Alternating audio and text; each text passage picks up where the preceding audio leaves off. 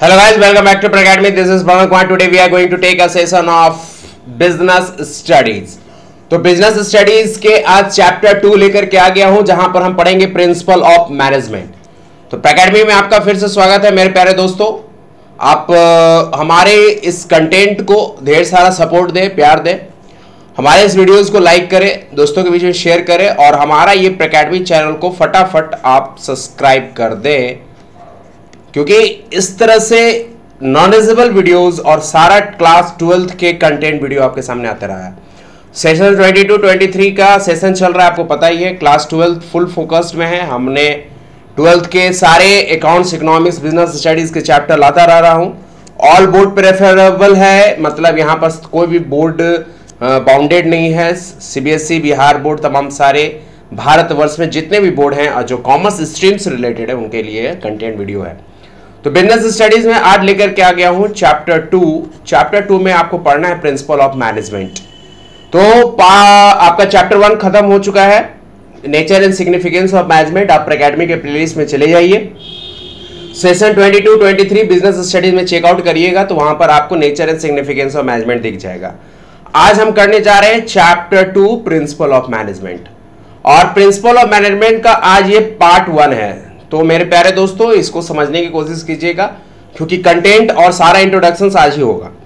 तो introduction class कभी miss नहीं करना चाहिए, उसमें सारी चीज़ों को समझना चाहिए, क्योंकि तमाम सारा चीज़ यहाँ पर इंट्रोडक्शन में क्लियर हो जाता है कि हम आगे आने वाले समय में क्या करने जा रहे हैं। तो हमारे पास कुछ कंटेंट है प्रिंसिपल ऑफ मैनेजमेंट के रिगार्डिंग, जो हम लोग आगे पढ़ेंगे।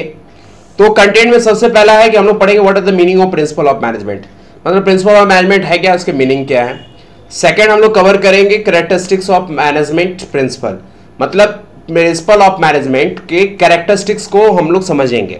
और हमने क्या कहा है कि जो डेफिनेशन समझ गया, मीनिंग क्या है, ये डेफिनेशंस है, ये डेफिनेशंस को बताता है। जिसको डेफिनेशंस क्लियर हो गया, डेफिनेशंस क्लियर हो गया तो अच्छा बात है। जिसको डेफिनेशंस क्लियर नहीं हुआ है, वो अगर कैरेक्टरिस्टिक्स को क्लियर कर लेगा तो डेफिनेशन अपने आप क्लियर हो जाएगा। क्योंकि कैरेक्टरिस्टिक्स में क्या होता है ना कि किसी भी कॉन्सेप्ट का पॉइंट बाय पॉइंट उसका एक्सप्लेनेशन होता है। तो किसी भी कॉन्सेप्ट का पॉइंट बाय पॉइंट एक्सप्लेनेशन होने से क्या होता है कि हमें ब्रॉडर नॉलेज मिलता है और उसके बारे में डिटेल नॉलेज पता चलता है और हमें चीजें समझ में आता है। इससे के लिए ध्यान रखिएगा, जिस चीजों का मीनिंग और डेफिनेशन क्लियर नहीं होगा, उस कॉन्सेप्ट का कैरेक्टरिस्टिक्स अगर आप अच्छे से कवर कर लिए हो तो आपको चीजें समझ में आ जाएंगी। ठीक है, तो डेफिनेशन क्लियर हो गया तो ठीक है, नहीं तो उस डेफिनेशंस का, उस कॉन्सेप्ट का क्या करेंगे अपन लोग, कैरेक्टरिस्टिक्स बढ़िया से पढ़ेगा। फिर उसके बाद थर्ड पॉइंट में हम लोग पढ़ने जा रहे हैं सिग्निफिकेंस, मतलब importance. What is the importance of principle management, आखिर प्रिंसिपल मैनेजमेंट आया क्यों यार, क्यों जरूरत पड़ रहा है। और ये दोनों सबसे ज्यादा important, point 4 and point 5। Point 4 में क्या है, फ्यूल प्रिंसिपल ऑफ मैनेजमेंट। तो फ्यूल के 14 सिद्धांत है, तो इसको कहते हैं 14 प्रिंसिपल्स ऑफ मैनेजमेंट।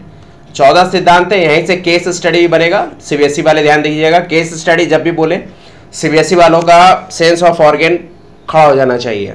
ऐसे तो खड़ा ही है, पढ़ रहे हैं आप लोग, लेकिन और खड़ा हो जाना चाहिए, क्योंकि भैया केस स्टडी में सबसे ज्यादा क्वेश्चंस आपको यही 2 पॉइंट से आता है। एक फ्यूल के 14 प्रिंसिपल से, और फिफ्थ पॉइंट है फ्रेडरिक विंस्लो टेलर। देखिए यहाँ पर नाम लिखा हुआ है, ये है scientific management development by Frederick Winslow Taylor. तो FW टेलर से क्या आता है आपको मैं बता देता हूँ, केस स्टडी पहले ही बता देता हूँ, यहाँ से केस स्टडी पक्का आता है। वो आता है 8 टेक्निक से। क्या से आता है, 8 टेक्निक से। 8 टेक्निक कवर कर लीजिए फ्रेडरिक विंस्लो टेलर का, और 14 प्रिंसिपल कवर कर लीजिए किसका, फ्यूल का। आराम से एग्जाम में जाकर बैठिए, केस स्टडी यहाँ से आएगा और आपको इस चैप्टर से केस स्टडी यहीं से आता है और आपका बन जाएगा। चलिए विदाउट वेस्टिंग टाइम स्टार्ट करते हैं। Meaning of principle of management, what is the principle of management, what is the meaning. तो पहले प्रिंसिपल ऑफ मैनेजमेंट, 3 बातें हैं। ऑफ तो चलिए प्रीपोजिशन से इस पर नहीं बात करेंगे, 2 वर्ड है हमारे पास, एक है प्रिंसिपल और एक है मैनेजमेंट। तो आपको चैप्टर 1 में मैनेजमेंट के बारे में बहुत अच्छे से बता दिया गया है कि मैनेजमेंट क्या है। Management is an skill of an manager in which manager take use of others. Management वो गुण है, वो कला है, वो स्किल है जिसमें मैनेजर्स खुद काम नहीं करता है, दूसरे व्यक्तियों से काम करवाता है। तो management is performed bye a manager ये चैप्टर 1 में मैंने आपको पढ़ा दिया हूं कि मैनेजमेंट कौन परफॉर्म करता है, मैनेजर। लेकिन मैनेजर कुछ सिद्धांतों से भी चलता है। मैनेजर्स कभी भी ऐसा नहीं होगा कि किसी भी ऑर्गेनाइजेशन में आया और अपने मन से काम कर रहा है, नहीं। Managers should have to follow some certain principle, सिद्धांतों को फॉलो करना होगा। आप पढ़े होगे अकाउंट्स में 11th में, जल्दी से बताओ हाँ या ना, पढ़े हो कि नहीं? अकाउंट्स में क्लास 11th में पढ़े हो प्रिंसिपल ऑफ अकाउंटेंसी। आपने क्लास 11th में पढ़ा था अकाउंट्स में प्रिंसिपल ऑफ अकाउंटेंसी, अकाउंट्स के प्रिंसिपल सिद्धांत, जहां पर आप डुअल एंटिटी कॉन्सेप्ट पढ़े थे, मनी मेजरमेंट कॉन्सेप्ट पढ़े थे, ये सब कॉन्सेप्ट आपने पढ़ा है 11th में। तो अकाउंट्स जब सिद्धांत से चलता है तो भैया मेरे ये मैनेजमेंट, ये बिजनेस स्टडीज, ये बिजनेस मैनेजमेंट भी कुछ सिद्धांतों से चलता है। There are some principles which should be followed by the managers। तो मैनेजर्स कुछ सिद्धांतों को फॉलो करते हैं, उस चीजों को एक्सेप्ट करते हैं और उन सिद्धांतों पर चलते हैं ताकि ऑर्गेनाइजेशंस का भला हो सके, ऑर्गेनाइजेशंस की तरक्की हो सके। इस चीजों का ख्याल रखा जाता है। तो याद रखिएगा प्रिंसिपल ऑफ मैनेजमेंट में क्या है, management is performed by managers and managers should have to follow some principles. यही प्रिंसिपल को दो महान स्कॉलर्स ने डिफाइन किया। इसी प्रिंसिपल को दो महान स्कॉलर डिफाइन किया, एक का नाम है फ्योल्स और एक का नाम है टेलर, जो अभी आपको कंटेंट में मैंने दिखाया। फ्योल्स के 14 प्रिंसिपल जो कि बहुत ही अच्छा एप्लीकेबल का होता है आज भी जीवन में, मैनेजर्स को फॉलो करते हैं। और टेलर के साइंटिफिक नॉलेज जिसमें 8 टेक्निक्स, एक साइंटिफिक टेक्निक्स, इसको फॉलो करते हैं मैनेजर्स। तो ये जो सिद्धांत दो स्कॉलर्स के द्वारा जो दिया गया है, इसी सिद्धांतों को फॉलो कौन करते हैं, मैनेजर्स फॉलो करते हैं और वो ऑर्गेनाइजेशंस को चलाते हैं। तो इसी के लिए प्रिंसिपल के बारे में क्या लिखा हुआ है, principle is a fundamental statement of truth.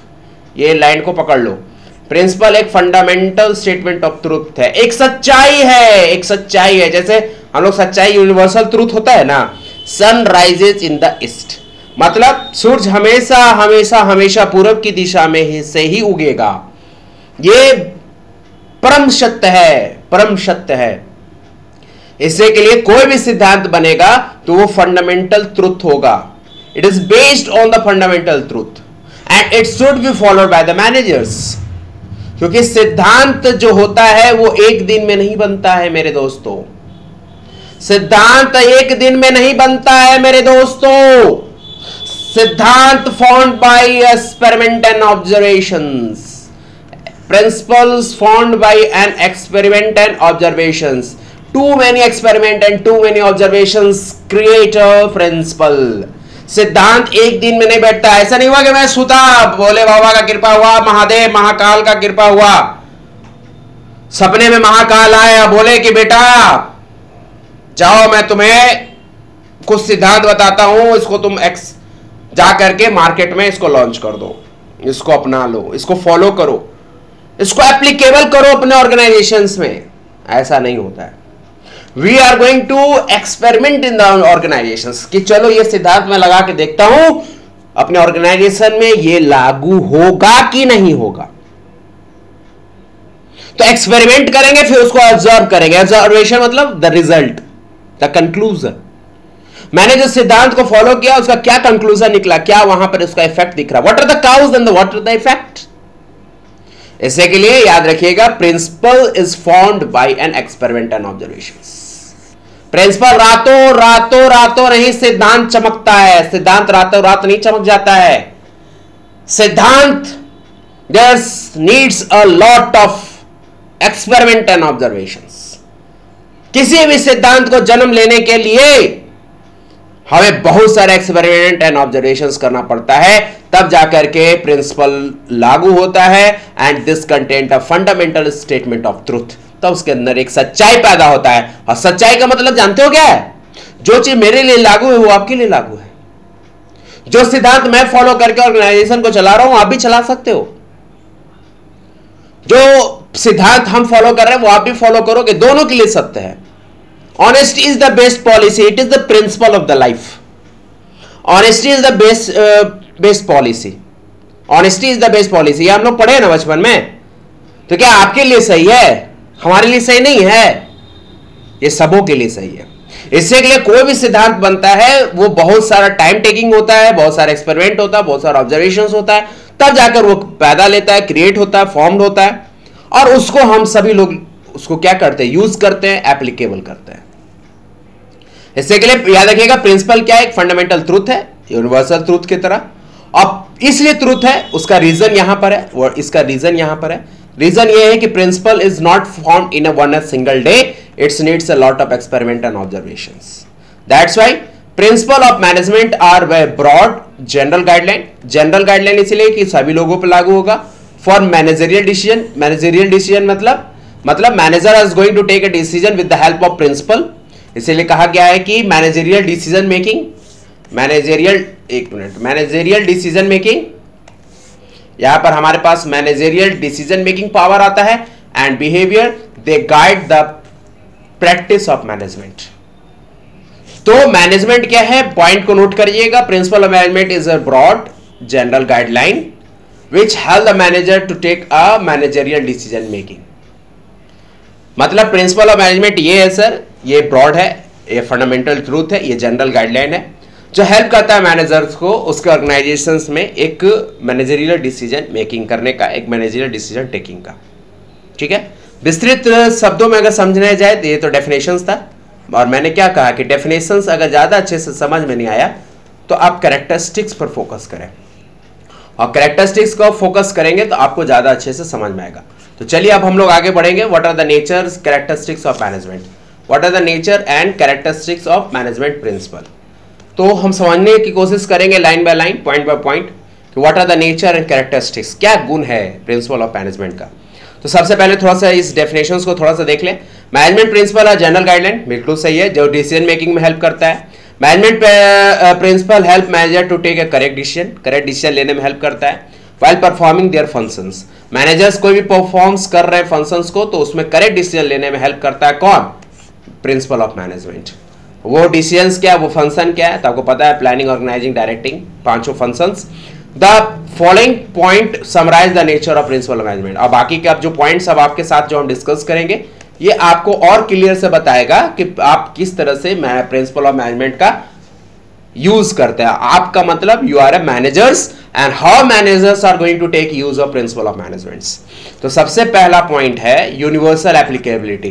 तो मैंने क्या बोला है, प्रिंसिपल जो सिद्धांत है ये फंडामेंटल ट्रूथ है, ये सब के लिए लागू है। It is generally applicable, it is generally applicable to all because principle is formed by a lot of experiment and observations.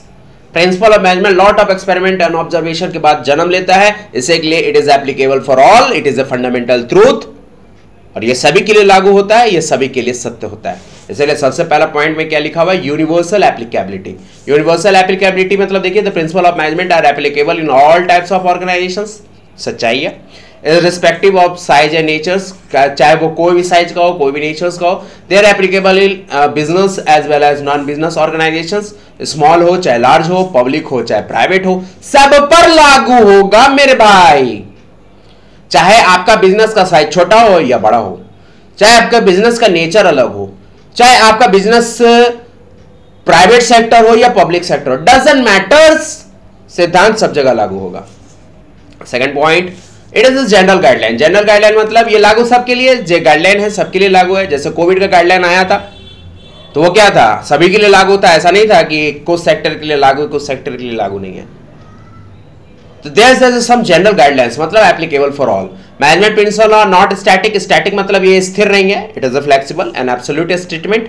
This is not a complete solutions to the problem, these can not be applied blindly, ये blindly applicable नहीं है। अब ऐसा नहीं है, देखिए आपके पास सिद्धांत कोई एक थोड़ी है भाई मेरे, कोई एक सिद्धांत थोड़ी है कि उसके लिए लागू कर दिए। There is a lot of principles. जैसे मैंने आपको क्या बोला था, फ्यूल्स के 14 सिद्धांत, आपको मैंने बोला ना मेरे भाई 14th principle of fuels.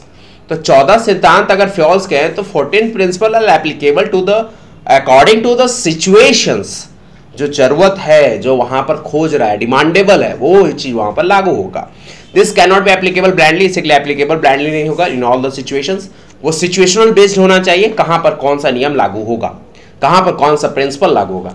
Manager are required to make some modifications, obviously they need some modification according to the person situation prevailing in the organisation. जैसा सिचुएशन प्रिवेल होगा ऑर्गेनाइजेशन में, हम उस तरह के प्रिंसिपल्स और गाइडलाइंस को फॉलो वहां पर करेंगे।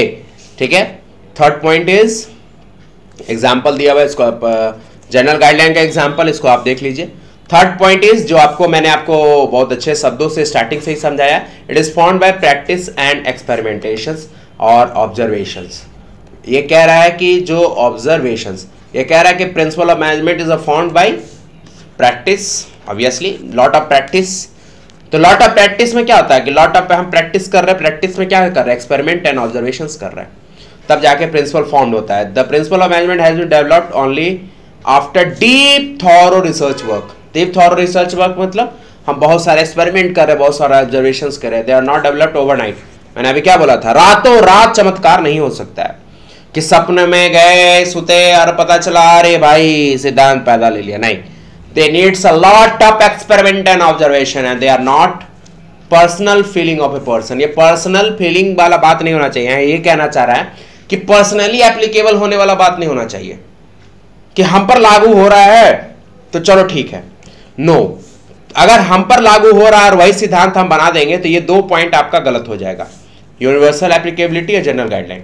क्योंकि यूनिवर्सल एप्लीकेबिलिटी क्या कहता है, सभी पर लागू होगा, चाहे वो छोटा बिजनेस हो बड़ा बिजनेस हो, पब्लिक सेक्टर को हो प्राइवेट सेक्टर को। जनरल गाइडलाइन मतलब each and every guideline of principle of management is applicable to all. तो ये सभी के लिए लागू है, इसलिए पर्सनल वाली बात तो होनी ही नहीं चाहिए। इसलिए यहां पर आपको जो वर्ड लिखा हुआ है they are not personal feeling, ये होगा ही नहीं, पर्सनल फीलिंग वाली बात नहीं है। फोर्थ पॉइंट है फ्लेक्सिबिलिटी होना चाहिए, बिल्कुल सही। रिजिडनेस कभी भी सिद्धांत को लेकर के नहीं होना चाहिए कि नहीं यही सिद्धांत फॉलो करेंगे। सिद्धांत का मतलब ही होता है इट एप्लीकेबल या it applicable at a prevailing situations. जो सिचुएशंस है, जो सिचुएशनल बेस्ड चीजें हैं, वहां पर वो सिद्धांत लागू होगा, वहां पर वो फैक्टर लागू होगा, वहां पर वो सिद्धांत लागू होगा। इसके लिए फ्लेक्सिबिलिटी होनी चाहिए। तो management of principle are flexible and can be modified हो सकता है according to the situation, according to the required situations. They are not set to be rigid, rigidness नहीं होना चाहिए। एग्जांपल, प्रिंसिपल ऑफ सेंट्रलाइजेशन, या पढ़िएगा, ये 14 प्रिंसिपल ऑफ फ्यूल में है। तो principle of centralisation insist on concentration of power and authority at a top level. सीधा सा बात है, प्रिंसिपल ऑफ सेंट्रलाइजेशन लागू तब होगा, वहां पर लागू होगा जहां पर पावर एट द सेंटर हो, वहां पर लागू होगा। ठीक है। But the degree of centralization में very according to the nature of organization staff. जाहिर सी बात है, सेंट्रलाइजेशन का जो सिद्धांत है, डिग्री है, वो वैरी करेगा according to the organisation staff. Organisation कैसा है, स्टाफ वहां पर क्या है, कहां पर डिसेंट्रलाइज्ड पावर यूज होता है। जहां पर डिसेंट्रलाइज्ड पावर यूज हो रहा है वहां पर अगर सेंट्रलाइजेशन ऑफ पावर यूज कर देंगे तो गलत हो जाएगा, सिद्धांत गलत हो जाएगा। इसको डिटेल में हम कवर करेंगे, कहां पर, नोट कर लीजिए, 14th प्रिंसिपल ऑफ फ्यूल में। What are the centralisation and decentralisation, ये सिद्धांत का पार्ट है, लेकिन एग्जाम्पल में लिखा हुआ है तो समझ में आ जाना चाहिए। फ्लेक्सिबिलिटी समझ गए, फ्लेक्सिबल होना चाहिए, मॉडिफाइबल होना चाहिए, ये कभी भी रिजिडनेस नहीं होना चाहिए, और ये प्रिवेलिंग सिचुएशंस के अकॉर्डिंग चेंज होगा सिद्धांत। इसके फ्लेक्सिबिलिटी भी एक नेचर है इसका। नेक्स्ट लास्ट पॉइंट क्या था, फिफ्थ पॉइंट क्या है भैया, behavioural in nature. Behavioural in nature मतलब ये हमारा सिद्धांत हमारे सबऑर्डिनेट्स और हमारे बीच में बिहेवियरल होना चाहिए, एप्लीकेबल होना चाहिए। मतलब देखो यार, सीधा सा बात है, ये मैनेजर है, ये क्या है, मैनेजर्स है, और ये क्या है, सबऑर्डिनेट, जो इसके नीचे काम कर रहा है, सबऑर्डिनेट। तो ये मैनेजर है, ये सबऑर्डिनेट है, ये मैनेजर भाई साहब है, ये सबऑर्डिनेट भाई साहब है, ये मैनेजर है, इसके नीचे ये सबऑर्डिनेट काम कर रहा है। बिहेवियर इन नेचर मतलब जो प्रिंसिपल को ये मैनेजर फॉलो कर रहा है, ये इजिली एप्लीकेबल होना चाहिए, इजिली अंडरस्टैंडेबल होना चाहिए, किसके लिए, सबऑर्डिनेट के लिए। जो प्रिंसिपल हम लागू कर रहे हैं ये easily acceptable and easily understandable होना चाहिए सबऑर्डिनेट के लिए। इसे के लिए यहाँ क्या लिखा हुआ, ध्यान से देखिएगा, the management principle are form to guides. ये जो प्रिंसिपल ऑफ मैनेजमेंट है ये फॉर्म कर रहा है टू गाइड। ये गाइड कौन करेगा, मैनेजर्स करेगा, and influence the behaviour of human being, मतलब एम्प्लॉइज। एम्प्लॉइज का मतलब यहाँ सबऑर्डिनेट है। This help to improve the relationship between the superior and subordinate. Superior का मतलब यहाँ पर manager, superior and subordinate and all member of an organisation, मतलब जो प्रिंसिपल ऑफ मैनेजमेंट फॉलो किया जा रहा है मैनेजर्स के द्वारा, it should be easily understandable, easily understandable by a subordinate. Subordinate इसको इजिली से अंडरस्टैंड कर जाए, समझ जाए, जिससे काम आसानी से हो। बिहेवियर इन नेचर मतलब, बिहेवियर मतलब अपने बिहेवियर में आसानी से उसको हम एक्सेप्ट कर लिए, मतलब जो प्रिंसिपल और सिद्धांत जो मैनेजर साहब ने समझाया उसको हम आसानी से एक्सेप्ट कर लिए, आसानी से समझ गए मैनेजर के रूप में, और अपने सबऑर्डिनेट को जो मेरे नीचे काम कर रहा है उसको भी अच्छे से उसको समझा दिए। ठीक है। 6 पॉइंट कर रहा है कॉज एंड इफेक्ट रिलेशनशिप, इसको बहुत अच्छे से समझा कर रहा हूं। कॉज एंड इफेक्ट, कॉज का मतलब होता है करनी, इफेक्ट मतलब होता है भरनी। तो आप लोग एक फिल्म भी देखे होंगे, गोविंदा का था, पुरानी फिल्म है, जहां पर है जैसी, एक गाना है, बहुत अच्छा गाना है, मूवी के नाम याद नहीं है, जैसी करनी वैसी भरनी। मतलब उसमें गोविंदा के पिताजी अपने, गोविंदा के दो पिताजी हैं, गोविंदा इसलिए नाम ले रहे हैं कि उस फिल्म में क्या नाम था याद नहीं है। तो गोविंदा साहब के जो पिताजी हैं वो अपने पिताजी के साथ इल ट्रीट कर रहे थे, मतलब गोविंदा के जो पिताजी हैं वो अपने पिताजी से अच्छा बिहेव नहीं करते थे, घर से बाहर निकाल दिए, बड़ा हो गया, अमीर हो गया तो कदर नहीं कर रहे थे। तो गोविंदा भी उसी तरह से बिहेव अपने पिताजी के साथ कर रहा था, और उसने कहा कि आपने अपने पिताजी के साथ इस तरह से बिहेव किया, इसलिए मैं भी आपके साथ ऐसा कर रहा हूं। तो व्हाट आर द कॉज, जैसा करोगे वैसा भरोगे, इसीलिए यहां पर कह रहा है this is the cause and effect relationship. Cause and effect relationship मतलब सिंपल से शब्दों में बता दूं, जो भी मैनेजर्स, सिंपल शब्द में बता दूं, जो भी मैनेजर प्रिंसिपल ऑफ मैनेजमेंट को फॉलो करेगा उसका रिजल्ट अच्छा होगा। आप प्रिंसिपल ऑफ मैनेजमेंट है क्या, कौन सिद्धांत है, कैसा है, अभी सिर्फ दिमाग में ये रखो कि प्रिंसिपल ऑफ मैनेजमेंट पर जो भी मैनेजर चलेगा वो ऑर्गेनाइजेशन में रिजल्ट अच्छा परफॉर्म करेगा। जो भी मैनेजर्स प्रिंसिपल ऑफ मैनेजमेंट को अच्छे से फॉलो नहीं करेगा वो ऑर्गेनाइजेशंस के रिजल्ट को खराब करेगा। रिजल्ट मतलब परफॉर्मेंस ऑफ एन ऑर्गेनाइजेशन। तो कॉज क्या है, कॉज मतलब प्रिंसिपल ऑफ मैनेजमेंट को हमने फॉलो किया तो इफेक्ट मेरा अच्छा हुआ, रिजल्ट अच्छा आया। कॉज क्या है, सेकंड सिचुएशन क्या है, प्रिंसिपल ऑफ मैनेजमेंट को मैंने फॉलो नहीं किया, तो कॉज क्या है कि प्रिंसिपल मैनेजमेंट को मैंने फॉलो नहीं किया तो मेरे को रिजल्ट भी अच्छा नहीं आएगा। तो what are the cause, there is the effect. कहते हैं ना कि अगर बबुल का पेड़ रोपोगे तो आम कहां से पाओगे, वही बात है। तो अगर आपका कॉज अच्छा है, कॉज अच्छा मतलब प्रिंसिपल ऑफ मैनेजमेंट को अगर आप अच्छे से फॉलो कर रहे हैं तो इफेक्ट मतलब रिजल्ट आपका अच्छा होगा। This is the relation between cause and effect. What is the cause, that is the effect. वही लिखा हुआ था, principle of management has intend to establish relationship between cause and effect so that they can be in a similar situation in a large number of cases according to one of his important principle। जैसे यहाँ पर कहा गया, Henry Fayol says division of work leads to specializations, division of work leads to specialization, division of work is the cause, division of the work मतलब division of work principal है, सबसे पहला principal है किसका, फ्योल का। Fayol का सबसे पहला प्रिंसिपल है, अभी जब पढ़ाऊंगा ना मैं हेनरी फ्योल का प्रिंसिपल 14, तो सबसे पहला ये है। डिवीजन ऑफ वर्क कहता है ना कि काम को टुकड़ों में बांट करके कीजिए और उस टुकड़े को काम उस व्यक्ति को दीजिए जो उसमें एक्सपर्ट है। मार्केटिंग अलग कर दीजिए, फाइनेंस अलग कर दीजिए, प्रोडक्शन अलग कर दीजिए, सेल अलग कर दीजिए, सब चीज अलग कर दीजिए और सबको बांट दीजिए। किसके बीच में बांटिएगा, एम्प्लॉय के बीच में बांटिएगा, और वो काम उस व्यक्ति को दो जो जिसमें एक्सपर्ट है। जैसे मार्केटिंग में हम एक्सपर्ट हैं तो मार्केटिंग का काम दो भाई, फाइनेंस में मेरे भाई साहब एक्सपर्ट है जो सामने कैमरा मैन है, फाइनेंस में बहुत अच्छे एक्सपर्ट इंसान है तो इनको फाइनेंस का काम दिया जाए। तो जो व्यक्ति जिस काम के लिए एक्सपर्ट है उसको वो काम दिया जाए, सिंपल सा बात है, तो उसको स्पेशलाइजेशन होगा, रिजल्ट अच्छा होगा, सही समय पर काम होगा।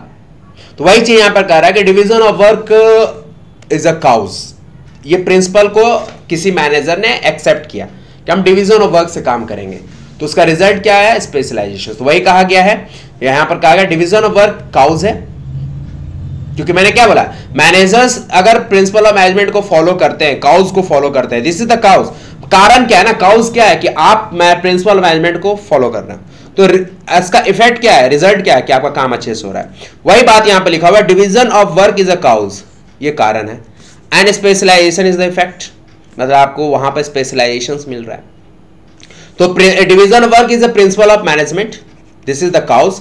और आपने काउज को अच्छा चुना, अच्छा काउज को चुना, आपने सिद्धांत पर चला, आपने सिद्धांत को फॉलो किया, डिवीजन ऑफ वर्क को फॉलो किया।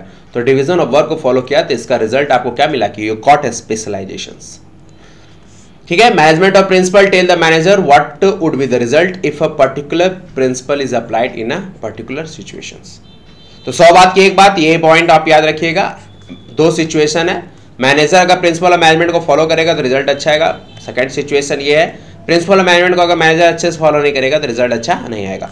जैसे काउज, ये काउज है, काउज में अगर प्रिंसिपल ऑफ मैनेजमेंट फॉलो हो रहा है तो रिजल्ट इफेक्ट क्या है, रिजल्ट अच्छा आ रहा है। सेकंड सिचुएशन में यही काउज है कि प्रिंसिपल ऑफ मैनेजमेंट अगर आप अच्छे से फॉलो नहीं कर रहे हैं तो उसका इफेक्ट ये है कि आपका रिजल्ट अच्छा नहीं आ रहा है। Simple that simple. एग्जाम्पल भी बहुत जबरदस्त है, एग्जाम्पल हेनरी फ्योल का यहाँ पर देख लीजिए। और 7वां पॉइंट है, 7वां पॉइंट उतना रेलेवेंट नहीं है, फिर भी सुन लीजिए क्योंकि केस स्टडी में कौन पॉइंट से कहां से क्वेश्चन पूछ दे। कंटीजेंट, तो कंटीजेंट मतलब यहाँ डिपेंडेंट कह रहा है, डिपेंडेंट मतलब कह रहा है कि some of the principle of management is depend upon the prevailing situations. बस ये याद रखिएगा, प्रिंसिपल ऑफ मैनेजमेंट कभी कदाल डिपेंड करता है कुछ prevailing situation at a particular point of time, किसी पर्टिकुलर पॉइंट ऑफ टाइम पर प्रिंसिपल ऑफ मैनेजमेंट डिपेंड करता है।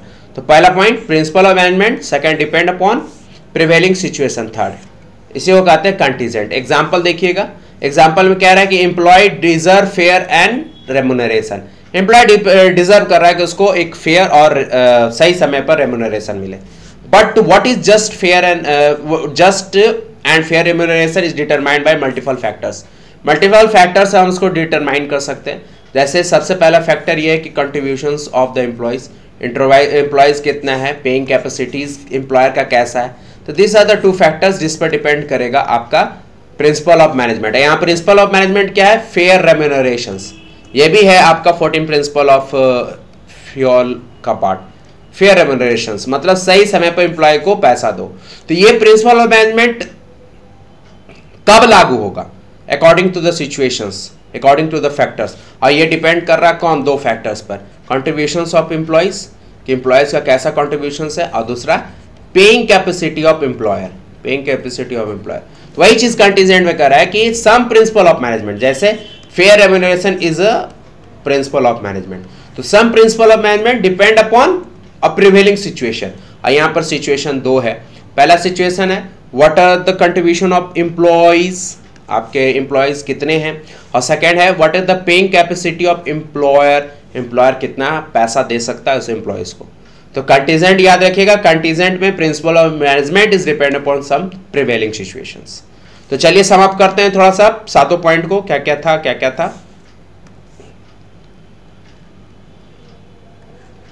सातों पॉइंट को हम लोग कवर करते हैं। सबसे पहला universal applicability, natures and characteristics को हम लोग देख रहे हैं। तो सबसे पहला यूनिवर्सल एप्लीकेबिलिटी मतलब सभी चीज पर लागू, जनरल गाइडलाइन मतलब all guidelines should be applicable according to the situation to the all organisations. Universal applicability मतलब ऑल टाइप्स ऑफ ऑर्गेनाइजेशन, याद रखिएगा। जनरल गाइडलाइन में मतलब the statement the fundamental truth which is applicable according to the prevailing situation to the all organisations. Form by experiment and observation, याद रखिएगा, एक दिन में नहीं कोई भी सिद्धांत पैदा होता है, क्रिएट होता है। It needs lot of experiment and observations. Flexibility होना चाहिए, रिजिडनेस नहीं होना चाहिए। बिहेवियरल नेचर में याद रखिएगा कि ये बिहेवियर में होना चाहिए, मतलब easily to understand and easily to accept. ठीक है, कॉज एंड इफेक्ट रिलेशनशिप तो बहुत अच्छे से समझा है, जैसी करनी वैसी भरनी। प्रिंसिपल ऑफ मैनेजमेंट फॉलो करिएगा तो रिजल्ट अच्छा आएगा, इफेक्ट अच्छा होगा। प्रिंसिपल ऑफ मैनेजमेंट अगर आप फॉलो नहीं कीजिएगा तो आपका इफेक्ट भी अच्छा नहीं होगा, रिजल्ट अच्छा नहीं आएगा। कंटीजेंट मतलब यहाँ पर आपको प्रिंसिपल ऑफ मैनेजमेंट को फॉलो करवाना होगा, और यहाँ पर प्रिंसिपल ऑफ मैनेजमेंट डिपेंड करेगा। 3 पॉइंट याद रखिएगा कंटीजेंट में, यहाँ प्रिंसिपल ऑफ मैनेजमेंट डिपेंड करेगा कुछ प्रिवेलिंग सिचुएशन पे। जैसे मैंने यहाँ पर एग्जाम्पल में बताया, fair remuneration depend upon 2 factors, 2 factors के बारे में मैंने बताया, इसको आप रिपीटेडली सुन लीजिए। चलिए अब थोड़ा सा समझते हैं what are the importance of principle management, क्यों ऐसा दिन आया कि हम प्रिंसिपल ऑफ मैनेजमेंट पढ़ रहे हैं। तो सबसे पहला बात है कि proper understanding of management principle is very helpful for the managers. जाहिर सी बात है ये सिद्धांत मैनेजर्स के लिए बना हुआ है, हम आम नागरिकों के लिए नहीं बना हुआ है। तो अच्छे से मैनेजमेंट को अच्छे से समझने के लिए मैनेजर्स को प्रिंसिपल ऑफ मैनेजमेंट बहुत हद तक हेल्प करता है। इसलिए प्रॉपर अंडरस्टैंडिंग अगर मैनेजर्स को है तो managers should take use of management principle, और इससे क्या होगा, मैनेजर्स फॉलो करेंगे प्रिंसिपल को, गाइडलाइंस को फॉर मैनेजरियल एक्टिविटी, और उनको काम करने में आसानी होगा। तो principle of management is useful for managers, principle of management is useful for managers, and principle of management एक तरह से क्या करते हैं, मैनेजर्स को हेल्प करते हैं, क्या करते हैं, गाइड करते हैं कि भैया आप मैनेजरियल एक्टिविटी किस तरह से परफॉर्म करोगे। तो चलिए समझते हैं कैसे गाइड करते हैं। सबसे पहला पॉइंट है मेरे प्यारे दोस्तों, मैनेजर्स में यहां क्या लिखा है, providing managers with useful insight into reality. समझिएगा, यूजफुल इंसाइट मतलब जो ज्ञान आपके अंदर है, आपके मतलब मैनेजर्स के अंदर, मैनेजर्स मैनेजमेंट का पढ़ाई किया, सिद्धांतों का पढ़ाई किया। मान लीजिए मैं मैनेजर हूं, मैंने मैनेजमेंट का पढ़ाई किया, सिद्धांतों का पढ़ाई किया, पढ़ाई करने के बाद मेरे अंदर जो ज्ञान समाहित है, जो ज्ञान मैंने प्राप्त किया, जो सिद्धांतों का ज्ञान मैंने प्राप्त किया, अब समय आ गया है, मैंने पढ़ाई किया, मैनेजर्स बना, बहुत अच्छे से मैनेजमेंट की पढ़ाई किया, अब मेरा प्लेसमेंट हो गया किसी कंपनी में, XYZ किसी कंपनी में। तो अब वो समय आ चुका है कि जो ज्ञान मेरे अंदर है, जो ज्ञान को मैंने प्राप्त किया हूं, अब उसको रियलिटी में परफॉर्म करने का। तो वही बात है, प्रिंसिपल ऑफ मैनेजमेंट का जो ज्ञान आपने प्राप्त किया पढ़कर, अब उसको रियलिटी में परफॉर्म करना। रियलिटी में आप कहां परफॉर्म करते हैं, इन ऑर्गेनाइजेशंस। कहां परफॉर्म करते हो, इन ऑर्गेनाइजेशंस। इसलिए कहा गया है सबसे पहला importance of principle of management वो है कि providing managers useful insight into reality. जो आपके अंदर ज्ञान है उगल दो, कहां पर, ऑर्गेनाइजेशन में जाकर के। Respect of management principle increase managerial efficiency by increasing their knowledge, ability and understanding of managerial situations and circumstances. This principle guide managers to take right decisions at the right time. यही सिद्धांत को जाकर के अपने organisation में applicable करो, सही समय पर, सही वक्त पर, और जंग को जीत जाओ। Second importance of principle management क्या है, optimum utilisation of resource and effective administration. Principle of management का पढ़ाई किया, कौन किया, मैनेजर्स किया। तो इसका इफेक्ट क्या होगा, इसका इफेक्ट ये होगा कि कम से कम वेस्टेज होगा। मान लीजिए 100% ऑफ रॉ मटेरियल अवेलेबल है, 100% ऑफ रॉ मटेरियल अवेलेबल है, जिसमें 100% में मैनेजर्स ने 90% ऑफ रॉ मटेरियल का यूज किया। सर 10% कहां गया, सर 10% का वेस्टेज हो गया। And this wastage is a normal wastage, this wastage is a normal wastage. ये किसका देन है, ये प्रिंसिपल ऑफ मैनेजमेंट का देन है, जहां पर मैनेजर 90% ऑफ रॉ मटेरियल का यूज कर लिया है। This is the good sign, ये रिजल्ट अच्छा है। इसी को होता है ऑप्टिमम यूटिलाइजेशन ऑफ रिसोर्स, क्योंकि रॉ मटेरियल एक रिसोर्स है, रिसोर्स आपको मिला और इसका आपने ऑप्टिमम यूटिलाइज कर लिया, मतलब मैक्सिमम यूटिलाइज कर लिया। तो भैया 100% रॉ मटेरियल मिला जिसमें 90% आप यूटिलाइज कर लिए, तो ऑप्टिमम यूटिलाइजेशन है ना भाई। 10% वेस्टेज हुआ तो अच्छा बात है ना। अनदर एग्जांपल लेते हैं कि अगर 100% का रॉ मटेरियल अवेलेबल होता और आप प्रिंसिपल ऑफ मैनेजमेंट का अच्छे से फॉलो नहीं करते नियम, और 100% में मान लीजिए आप मात्र 80% ऑफ रॉ मटेरियल को यूज कर पाते और 20% ऑफ रॉ मटेरियल आपका वेस्ट हो जाता मेरे भाई, तो सिंपल सा बात है कि आपने प्रिंसिपल ऑफ मैनेजमेंट का अच्छे से फॉलो नहीं किया और आपने मैक्सिमम वेस्टेज कर दिया। मैक्सिमम वेस्टेज मतलब 20% आपने वेस्ट कर दिया। आप 80% ही रॉ मटेरियल का यूज कर पाए, तो प्रिंसिपल मैनेजमेंट का क्या फायदा, क्या ज्ञान, क्या क्या इफेक्ट आप कर पाए। इसके लिए जहां प्रिंसिपल ऑफ मैनेजमेंट होगा, ढंग से पढ़ाई होगा मैनेजर्स का, मैनेजर्स को अच्छे से एप्लीकेबल करेंगे, तो उसका इफेक्ट ये होगा कि we are going for the optimum utilisation of resources. ठीक है, मैनेजर्स इसके डेफिनेशंस पढ़ लीजिएगा। ठीक है, बहुत बेस्ट वे से एग्जांपल से मैंने समझाया। थर्ड पॉइंट है scientific decision. Managers are capable to take a scientific decision. अरे काहे नहीं होगा भाई, सीधा सा बात है। प्रिंसिपल मैनेजमेंट का जन्म हुआ है एक्सपेरिमेंट एंड ऑब्जर्वेशन से। Experiment and observation is a part of science, experiment and observation is the part of science. तो साइंटिफिक डिसीजन तो लाजमी है कि जब भी प्रिंसिपल ऑफ मैनेजमेंट के रिगार्डिंग कोई मैनेजर्स डिसीजन लेगा तो वो साइंटिफिक डिसीजन ही कहलाएगा, क्योंकि प्रिंसिपल ऑफ मैनेजमेंट का जन्म ही हुआ है एक्सपेरिमेंट एंड ऑब्जर्वेशन से। इसलिए मैनेजर्स कोई भी डिसीजन लेगा, this should be a scientific in nature. बात समझ में आता है, डेफिनेशंस पढ़ते हैं। फोर्थ पॉइंट क्या है, मीटिंग चेंज इन्वायरमेंट रिक्वायरमेंट, इसको हम कहते हैं डायनामिक। चैप्टर 1 में पढ़े थे हम लोग डायनेमिक, डायनेमिक मतलब it change according to the situation. तो प्रिंसिपल ऑफ मैनेजमेंट ये भी ज्ञान देता है मैनेजर्स को, प्रिंसिपल ऑफ मैनेजमेंट सॉरी, ये भी ज्ञान देता है मैनेजर्स को कि प्रिवेलिंग सिचुएशन के अनुसार बदलते रहो, क्योंकि मैंने आपको characteristics of principle of management में ही पढ़ाया था। क्या पढ़ाया था? Flexibility, according to the situations, according to the terms and conditions flexibles हो जाओ। जैसे कि 1 जुलाई 2017 जीएसटी एप्लीकेबल हो गया मार्केट में। अब प्रिंसिपल ऑफ मैनेजमेंट क्या कहता है? According to the prevailing situation, जो नियम लागू आ चुका है, लागू हो चुका है, उसको एक्सेप्ट करिए। अगर एक्सेप्ट नहीं कीजिएगा तो आपको लॉस हो जाएगा। तो प्रिंसिपल ऑफ मैनेजमेंट मैनेजर को ये समझाता है कि प्रिवेलिंग सिचुएशन के अनुसार जो भी आपको लगता है कि नहीं भैया यहाँ पर चेंज होना चाहिए, आप चेंज करें। इसे लिखा, every businessman has to make change in the organisation according to the change take place in the business environment. Chapter 3 में पढ़ाएंगे, याद रखना, चैप्टर 3 में पढ़ाएंगे। बिजनेस एनवायरनमेंट बदलता है तो आपको ही बदलना पड़ेगा। बिजनेस एनवायरनमेंट मतलब आपका ये बिजनेस है, छोटा सा प्यारा सा, इसके इर्द गिर्द में अगर कुछ चीज चेंजेस हो रहा है, जैसे फैशन चेंज हो रहा है, टेक्नोलॉजी चेंज हो रहा है, तो तेरे को भी चेंज करना होगा मेरे बच्चे। अब क्या आ गया? क्यूआर कोड का जमाना आ गया है। आप देखोगे सब्जी वाला, ठेला वाला भी पेटीएम वाला क्यूआर कोड रखे हुए, क्योंकि उसको पता है भाई कि बहुत बार क्या होता है, पैसा नहीं होता, तो लोग क्या करता है, स्कैन करता है, पेड कर देता है। अब ठेला और रिक्शा वाला और मतलब तमाम लोग क्यूआर कोड रखना स्टार्ट कर दिया। पहले नहीं रखता था।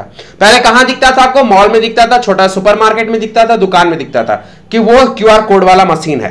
वहां पर लोग आते हैं, सामान खरीदते हैं, पैसा का शॉर्टेज होता है, कैश नहीं होता है तो पेड कर देते हैं क्यूआर कोड से। ये चीज सब्जी वाला भी समझने लगा कि भाई क्यूआर कोड नहीं है मेरे पास, तो लोग क्या कर रहा है, आगे बढ़ जा रहा है, दूसरा ठेला वाला से सब्जी ले ले रहा है, दूसरा ठेला वाला से फल ले ले रहा है। क्या है? उसके पास क्यूआर कोड है और जनता को चाहिए फुल आराम, फुल इज्जत। तो जहां पर आसानी लग रहा है वहां पर वो पेमेंट कर रहा है, ले ले रहा है।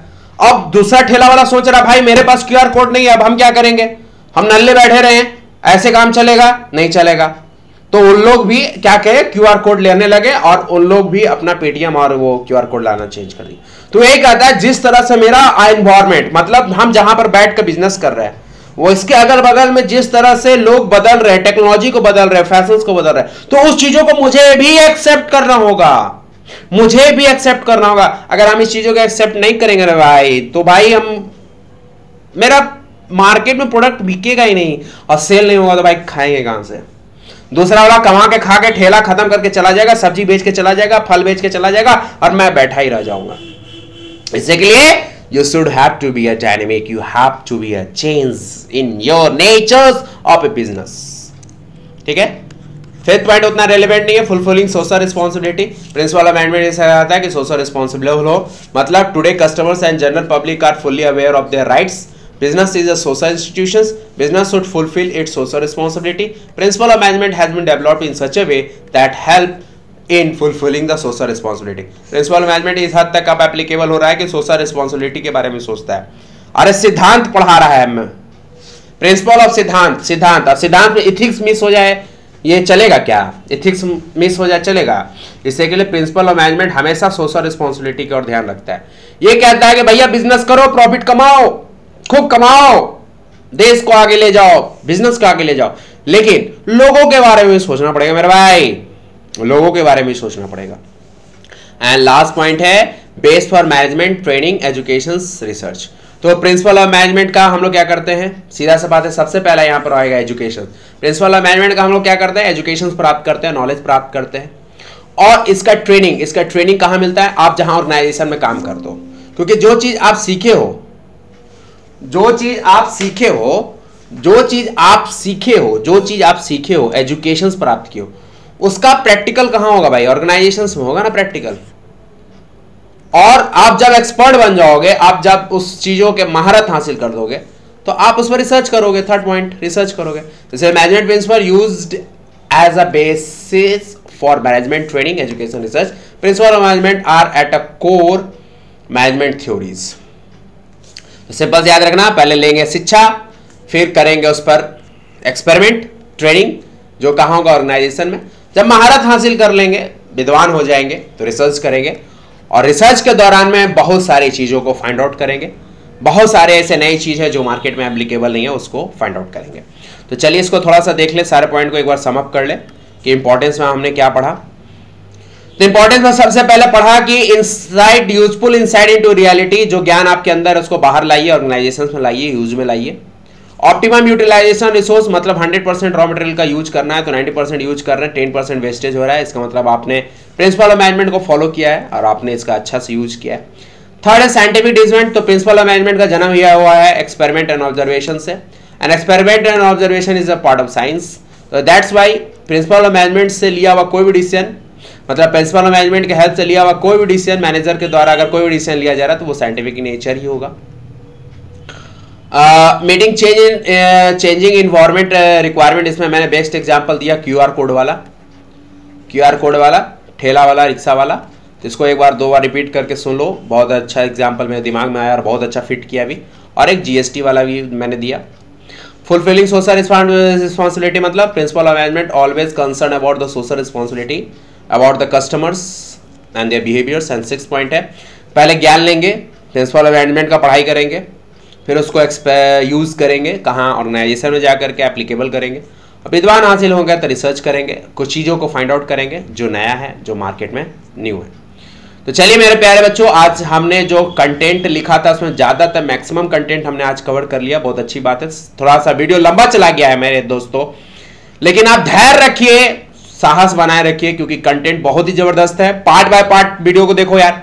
अगर लगता है कि सर आप बहुत लंबा वीडियो बनाते हैं, सर हमको नहीं मन लगता पढ़ने में बिजनेस स्टडी, अरे भाई आधा आधा करके देखना यार, आधा आधा करके देख, आधा देख लेकिन देख, ठीक है। तो पार्ट 1 वीडियो है प्रिंसिपल ऑफ मैनेजमेंट का, जिसमें आज हमने कवर किया मीनिंग्स, कैरेक्टरिस्टिक्स और सिग्निफिकेंस, मतलब 5 टॉपिक है, 3 हमने कवर कर लिया।